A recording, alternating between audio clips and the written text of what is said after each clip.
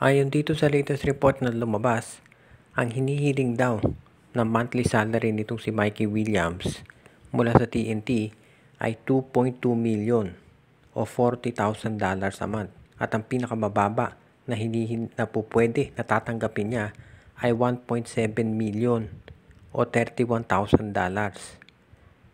Ang ino-offer daw ng TNT na maximum ay 1.4 million pesos a month at meron pa siyang free rent o pwedeng tirahan walang babayaran dito sa Bonifacio Global City or sa Eastwood at meron pa siyang libreng driver at kotse.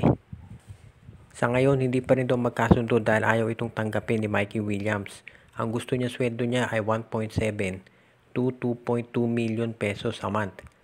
Tandaan natin, ang maximum allowed na salary sa PBA ay 420,000 pesos a month lang.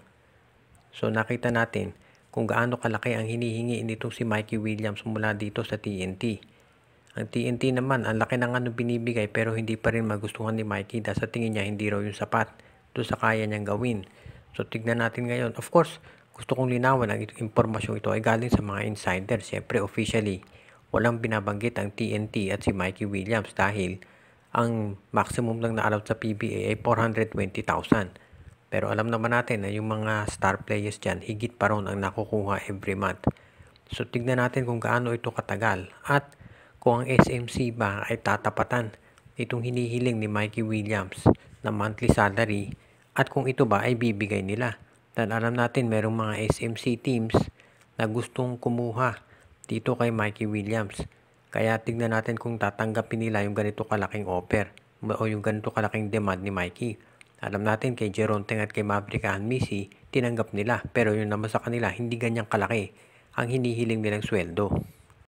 At dahil nga may injury itong big men ng Rain or Shine Elasto Painters, itong si Keith Datu at hindi pa rin 100% itong si Luis Villegas. Mukhang napipilitan itong si Coach Yeng Giao nang humanap ng mga trade options para makakuha ng either power forward o di kaya sentro. At ang isang nakikita raw ng karamihan na pwede niyang subukang kunin na itong si Rodney Brondial mula dito sa San Miguel Beer. Si Brondial ay isang physical defender at ito yung tipong player na magagamit ni Coach Yeng Giao sa kanyang rotation dahil yung style ng laro nito ay bagay sa sistema ni Coach Yeng Giao. At yun daw ang tinitignan niya ngayon na posibilidad na kunin ang nasabing player. Pero syempre kung papasok siya ng trade dito sa San Miguel Beer, kinakailangan ay makapagbigay siya ng sulit naman na kapalit. Ang tanong, sino kayang pwede niyang ibigay dito sa SMB kung kukunin itong si Brondial?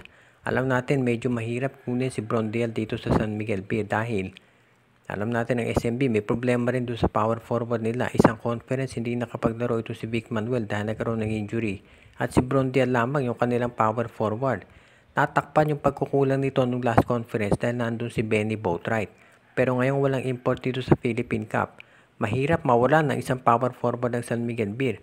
Kung ite-trade nila si Brondial dito sa Rain or Shine Elasto Painters at biglang ma-injure na naman itong si Vic Manuel, problema yan dahil mawawalan sila ng power forward.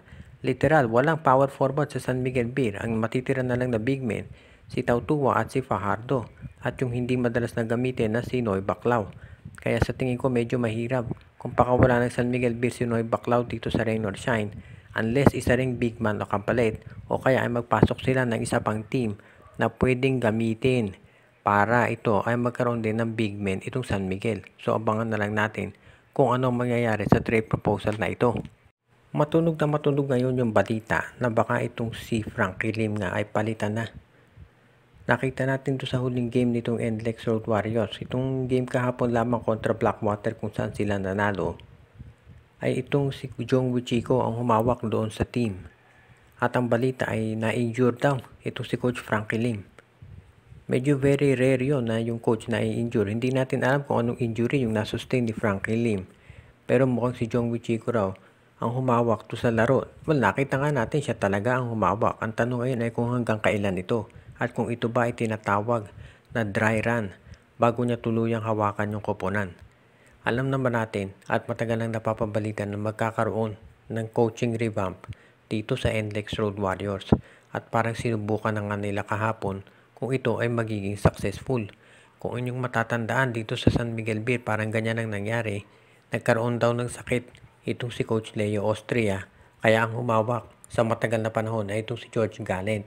Pero eventually, nangyari nga, si George Gallant na ang naging permanent coach nitong San Miguel Beer.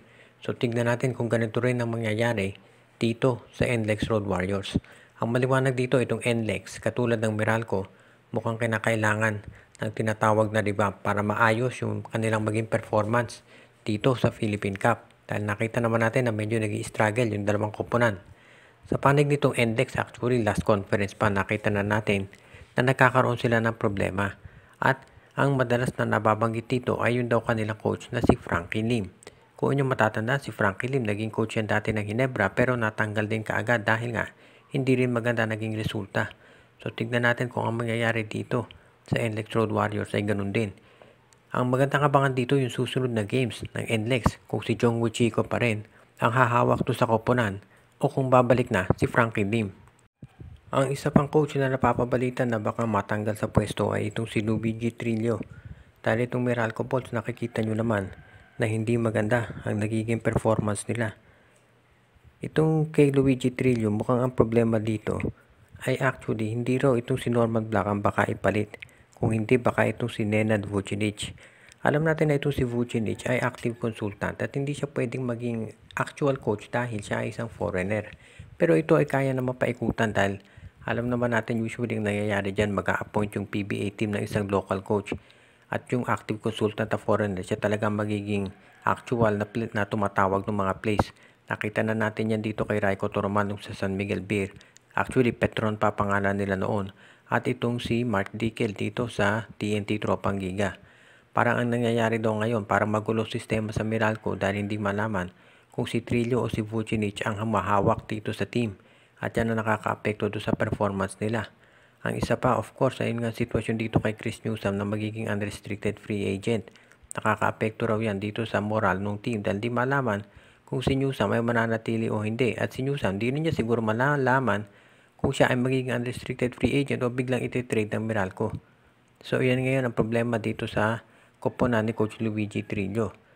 Actually, kaya ginawang coach dito si Trillo dahil natatandaan ninyo, nung siya ang humawak dito sa Meralco, natalo nila doon sa semis itong Barangay Ginebra.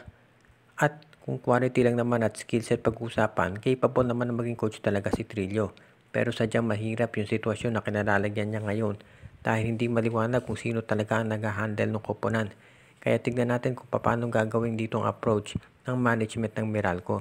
Sa ngayon, kailangan natin masiguro na itong Meralco Boats ay gagawin ang lahat para maiayos yung takbo ng kanilang koponan dahil mahirap na naman na malaglag sila ng maaga dito sa Philippine Cup. Shoutout kay Joseph Pineda, Donel Santiago, kay Judy Edwina, Shaina, Carl Jaira at Jonah Villarosa, Ronald Berbosidad, Rico Olarte, Jonel Alagon at Celino Valles family, RG Bueno at Dalina family, Luis Alon, Katsakino Dukusin, kay Jonald Malyari, Romeo Conchada, Michael D. Binabati din natin ang iba pa nating mga taga-subaybay katulad ni John Mark Cantos, John Ray Mark Isuela, si Junjun, Angie, Patpat at B-Boy Matas, Joshua Giray, Espejo at Rosales family, Jason Mendoza, Enju. Pinabati din natin si Junjun, Angie, Patpat at B-Boy Matas, Edwin Carbona Jr., OG, Len, Gio at Gia Santillana at Tagle family, Dionisio Mercado at si Ireneo Salangsang.